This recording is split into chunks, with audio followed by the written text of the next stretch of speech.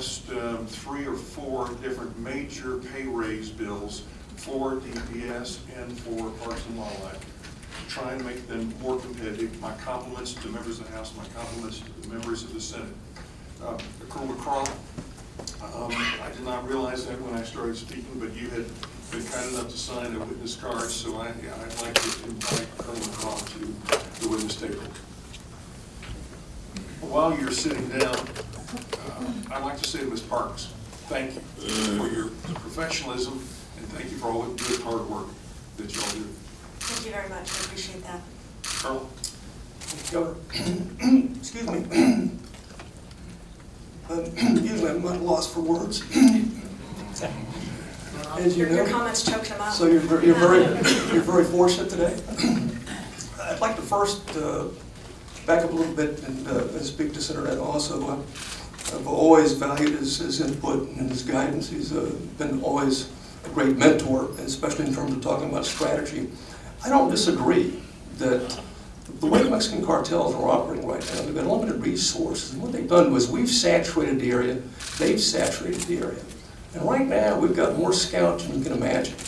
I don't care if we're in a restaurant, we're in an OP, an observation post, or we're at hotels, or at the airport, around the clock, or on the river, every mile. And it's amazing in terms of logistics they bring to it in that regard. And in the proposal that we went, when you asked us and directed us to, Mr. Speaker, on June 18th, you directed us to conduct a saturation patrol was based on sound police science, is that saturation patrols on the ground and the air, and in areas where there's clusters of crime, including smuggling, will reduce it. And it has done that. But the cartels use the Fourth Amendment and the Constitution. They use all the tools against us. And doing a kind of a blunt force type of operation like that, you don't have the surgical capability. And our troopers are there, certainly at their OP, they're patrolling, and they're still doing a great job with their Border Patrol partners and their game warden partners doing a great job, and local law enforcement doing a great job, by the way, the ones that are on the ground. But that said, it does achieve what we set out to do, is to stem the influx.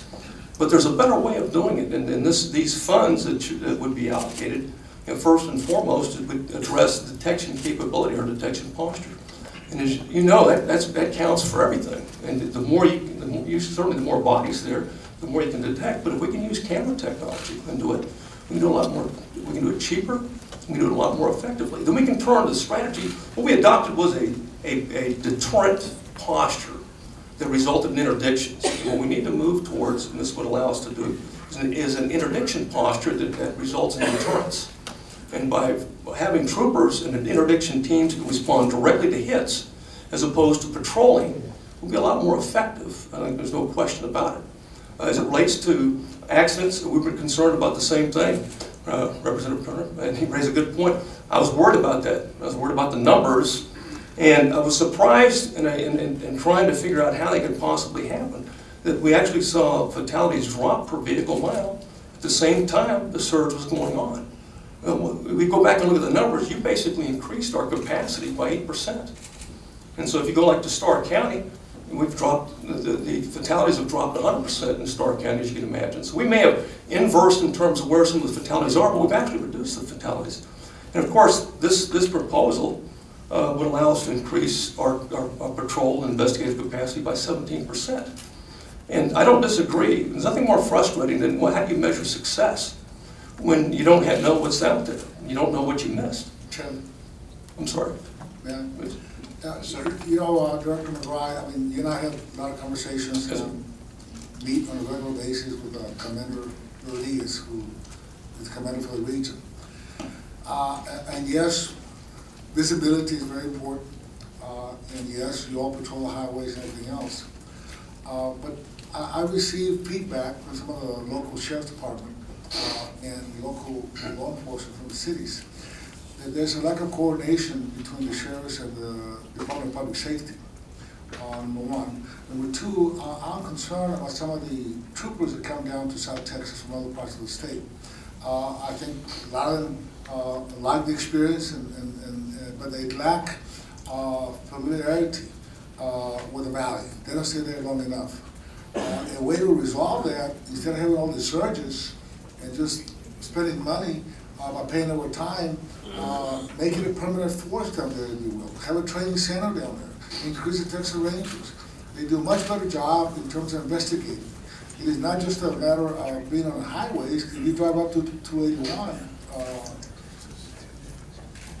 Mr. McCraw, I mean, you have almost 2 DPS cars at every crossover. And the same thing with Border Patrol. What I'm saying is if you make better use of the DPS officers and provide for a change, not in terms of surges, you can call it whatever you want, but in terms of having DPS officers stationed there. And for the last 10 years, as long as I can remember, we had issues and problems in trying to meet the full strength statewide as DPS. Yes, sir. I think we had 300 vacancies at one time. Yes, sir. And part of the problem was pay. We Yes, could not compete.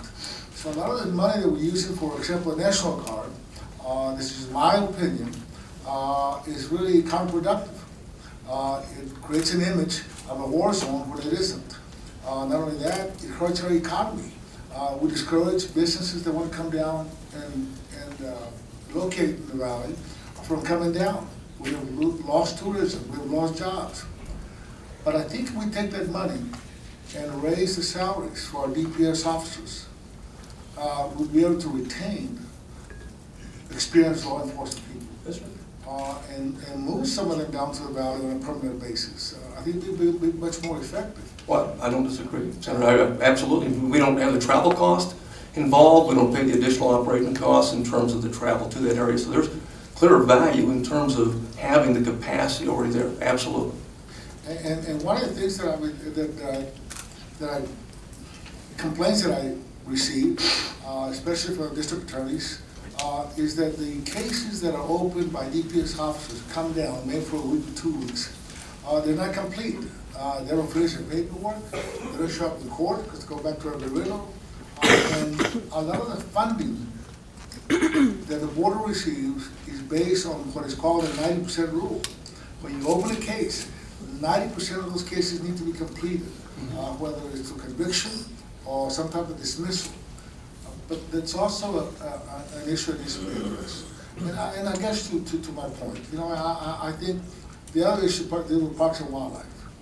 Parks and Wildlife folks know South Texas. They know the rivers, they know the streams, they know the ranches and all the backwoods. We don't have enough of them.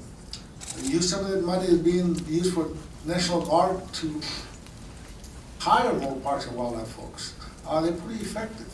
And I would also suggest that we need a training facility down there for DPS officers because they need to get acquainted and familiarized with the culture of South Texas. It's about 90% Hispanic. And you come in from other parts of the state, you may not know. If you don't know how to speak Spanish, it's a detriment. So what I'm telling you is that while you all put out a lot of numbers and everything else, we don't really have the true metrics of measuring success. If you increase the number of seizures, it's success. If it decreases, it's success. So we got to have a better plan. Yes, sir. A better way Yes, of doing sir. it. I couldn't agree more, Senator. In fact, one of the frustrating things, and you said it best, is that when you claim success when the numbers go down, at the same time you claim success when the numbers go up, something's wrong with that metric.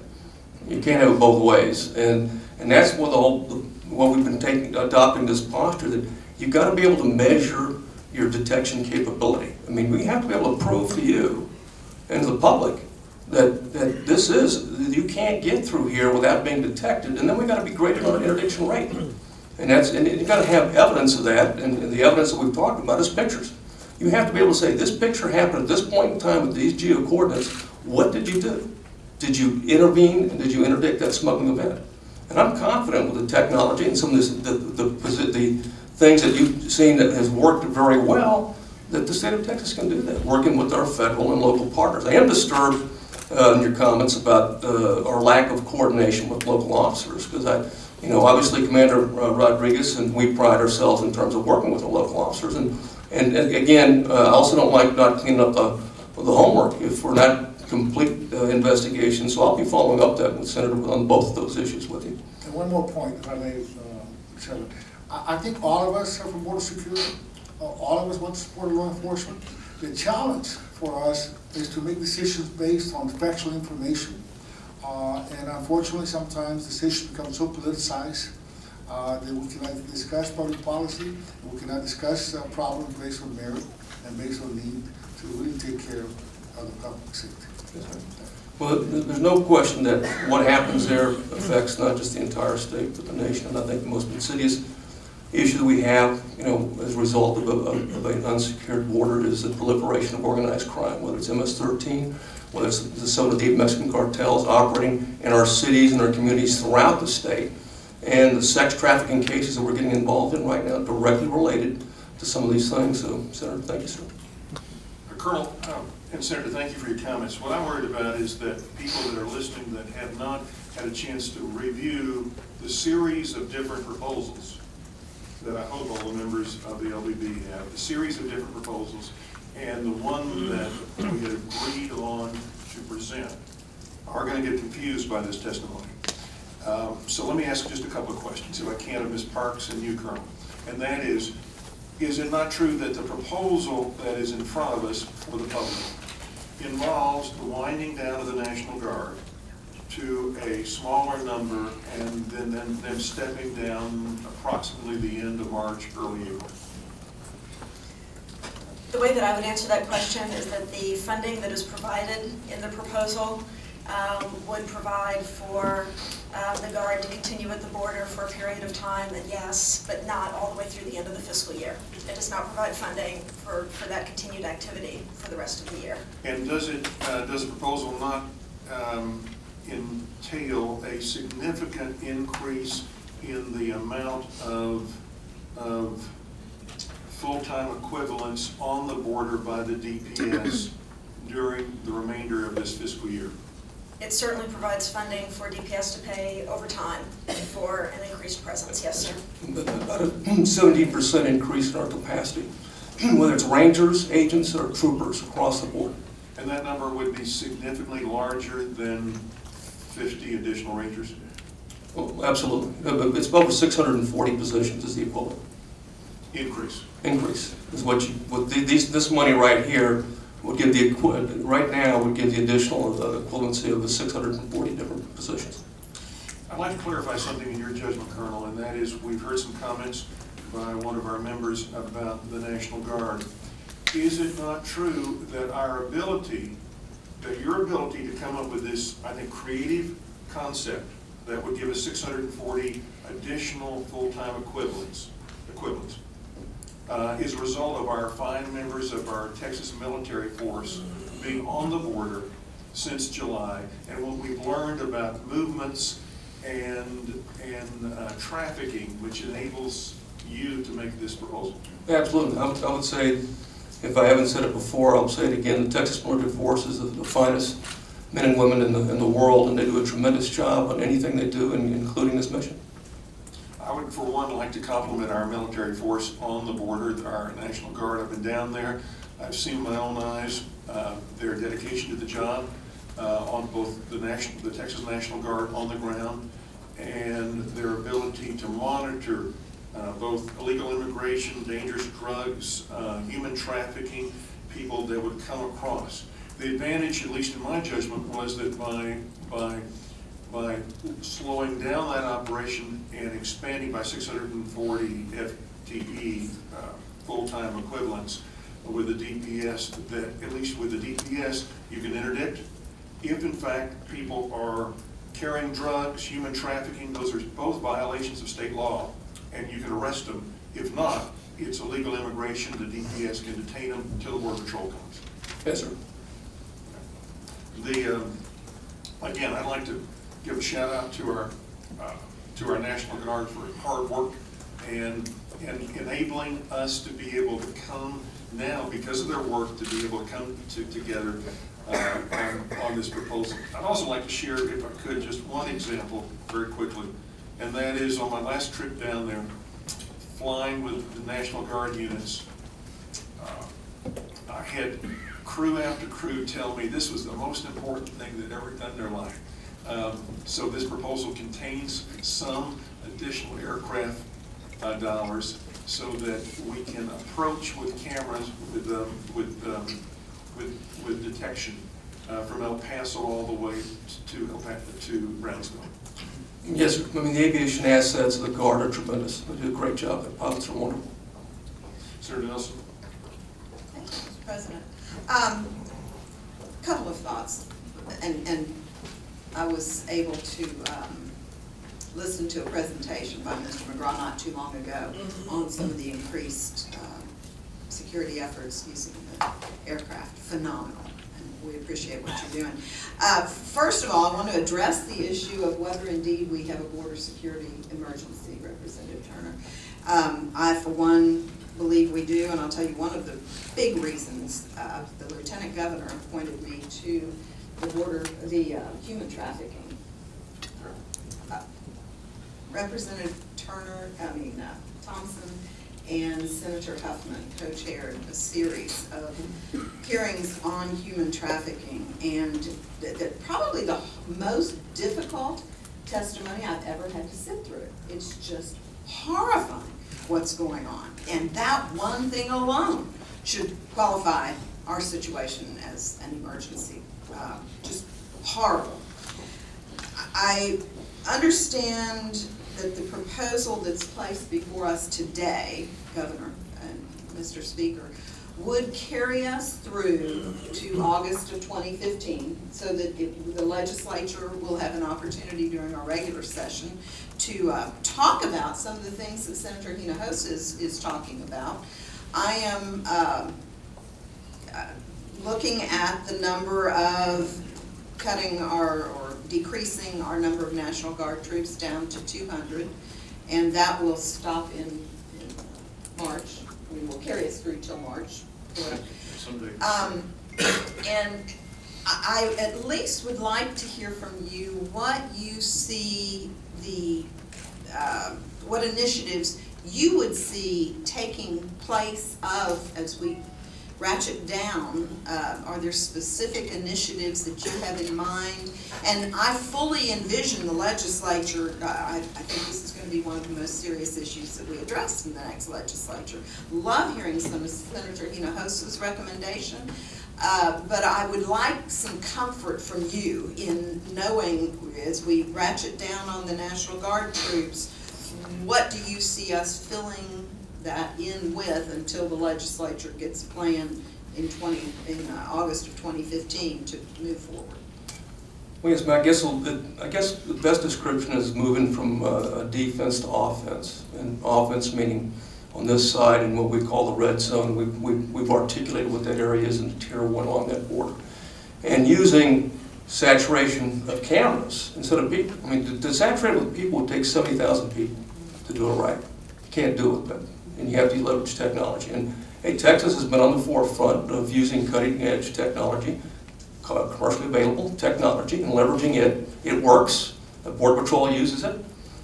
We've integrated operations with them, and it's a matter of being able to saturate those areas and then move from a patrolling posture to an interdiction posture. Very simple. You see it? You move. And thanks to the state legislature, the aviation assets that you've invested in.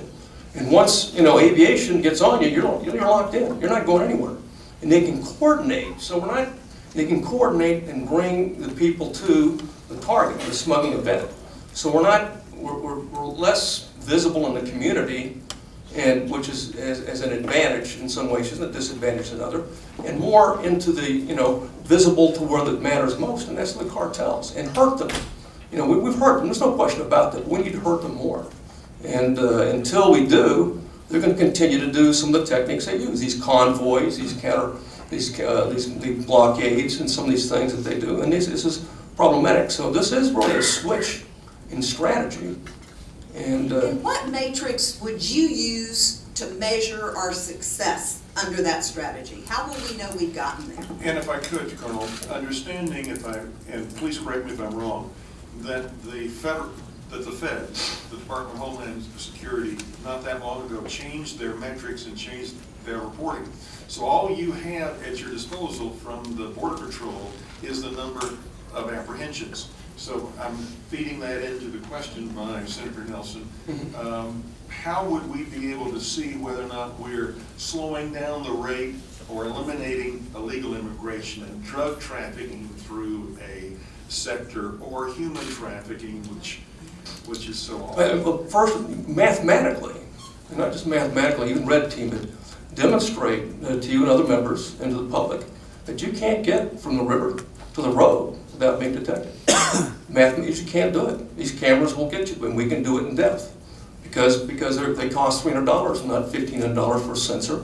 And we managed to we can for $1.6 million we can get 4,000 of them, and that includes 2,000 long-range antennas to support them. And so there's no question we can do it. And when we have that, then we can say, okay, this says our detection capability is this, and we can prove that. Now, turn it around, what's our interdiction rate?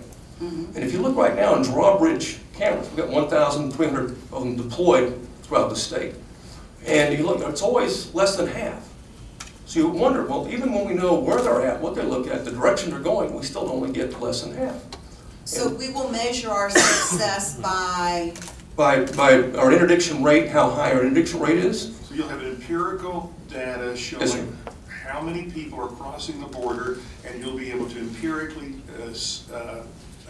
set an interdiction rate. Yes, sir, with photographic evidence. That's right, that's right. So And there's- then how do we increase, or excuse me, how do we decrease that number from 50% apprehensions, in essence, down to closer to You 100%? move from patrol to interdiction teams. Interdiction teams is what we do. That's right. And aviation. We'll need to spend more of our troop time on aviation because, again, we can move. Right now, we've got it to where we can actually see it on our boats and see it in our planes and see it in our patrol cars. And that's important. It's an important sea change where we're reactive now, we're deterring, moving to being proactive and interdicting that will deter. I would encourage the members of the LBB that have not had a chance to go down to the border to do that, and particularly to talk to the crews on the helicopter crews with the National Guard, who, General, are doing such a good job. I mean, in talking with them, one night I said, well, how many people can you normally pick up in one evening? They said 30, 40. And I said, well, what happens when people jump out of a car and they're running different directions? And the co-pilot was a female captain, and she said, we get them all. So with these various things, it's truly, truly amazing. Representative Turner? Yes, and this is just a question in terms of the cost, Colonel. Yes, sir. In order to eliminate the emergency, as however we choose to define it. Yes, sir.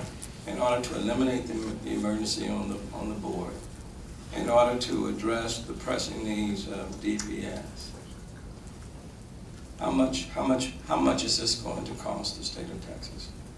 Well, I think this is And if we're going to add, let's say if we're going to add, let's say 400 to 500 DPS troopers. So at some point you got to eliminate the surge in terms of the overtime. Yes, sir. You got to have more DPS troopers out there on the street. We have to be able to pay for them. We have to make them competitive. So as a member of LBB, just tell me how much it's going to cost to eliminate this emergency, so that when we meet again, we will have addressed the situation.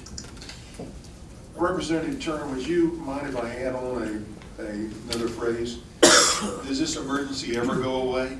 In other words, you don't end the emergency, do you? Because once you stop with a surge, it's business as normal the next day. Well, I'm going to say something controversial. I think the emergency can be eliminated at some point in time with a combination of strategies and oversight and resources. That this is not impossible to do. It can be done. But to your question, I think this is $64 million right now. But to Senator Hinojosa's point and others' points is that we need. It's far better to have the troops on the border than to have to deploy them from other places to the border. And I can't tell you what those cost numbers are right now. I can just tell you the $64 million this would be for what we described. Because I anticipate that this issue is not going to go away today. We'll probably hear a lot more in this issue starting in January, going through May. And so my question would be, how much is this going to cost? And I'm not speaking in terms of for it, against it. I just want to know how much is the check, should the check be made out for? Because I think that's a critical component. That it's important for us to know what it's going to cost the people in the state of Texas in order to eliminate this emergency on the border, to address sex trafficking, to address the cartel, to address the fatalities that are taking place on the highways of the state of Texas, to make sure that all of Texas is as safe as we can make it. What is the price tag on that? And I suspect to add an additional, let's say, 300 to 500 troopers is not a small price tag. That's true. And to eliminate, and that's not a small price tag. And the reason why, and maybe between now and January, you can put that number together. I'm going to vote for this, yes, okay? But I'm voting for with a whole lot of reservations. Yes, sir.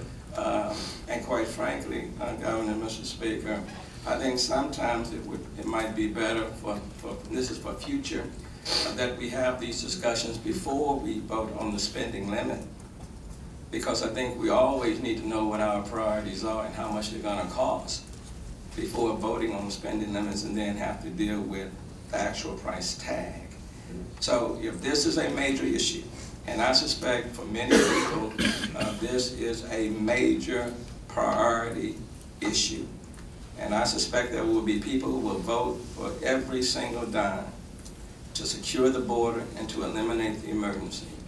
And if we're going to go down this route, then I think we need to be very honest with the people of the state of Texas, and we need to tell them how much it's going to cost to secure the border and to eliminate the emergency. And I think we need to be very honest with letting people know that there is no money-making machine at LBB or that Ursula Parks can go and just print out some money. They need to know that. They need to know it's going to cost. And when people are dealing with the spending limits and they are questioning whether or not we are spending too much, they need to know that we identified the priorities, this is the cost, and somebody has to pay the tab. And that happens to be the people in the state of Texas. Yes, sir. Representative Turner, I appreciate your comments, I do. And I'm not asking this in terms of a question because I know you'll be supportive, but how do you put a price tag on protecting your wife's, your spouse's life, your kids' lives? I think most of us agree that the number one function in government is to protect the physical safety of all 26 million people that live here in the state of Texas. Mr. Governor, I agree with you on that. But we put a price tag on the value of education every day in this session. We put a price tag on health and human services. And there are people, seniors right now in their homes, that need providers. Okay? We place a price tag on every single item in this budget. There's a price tag associated. And it costs. And people have to pay the tab. And the only thing that I'm asking, and I think that's what every Texan would ask, how much is it going to cost and who's going to pay it? And I think that's, from an LBB point of view, I think that's an important question, that when we are asked to make tough decisions and to spend the people's money, they want to know, are you spending the money wisely and what's the return? $86 million through midnight, August 31st, 2015. $86 million through August 31st, 2015. Senator Hinojosa. Just a little, none of my comments meant to disparage the Texas National Guard. I served in the United States Marine Corps Vietnam veteran, so I understand the importance of the military. But I also would like to point out that the number of people coming across the border undocumented continue to decrease over the last 10 years. And this crisis started when we got swamped by over 400,000, I think, immigrants from El Salvador, Honduras, and Guatemala. That since then has decreased substantially. Governor, quick question. Yes, I'm sorry. Representative Zerwas. Colonel, thank you, and thank you for your service. I echo the accolades and acknowledgement of all the people who have served in, either in your force or the Texas military. Truly, their efforts are unquestioned. The question posed by Representative Turner and to some degree others here, I recall clearly either on our visit down to the border together or in this hearing is that until we see, the end point for this, as I recall you saying, was when the federal government starts picking up what is its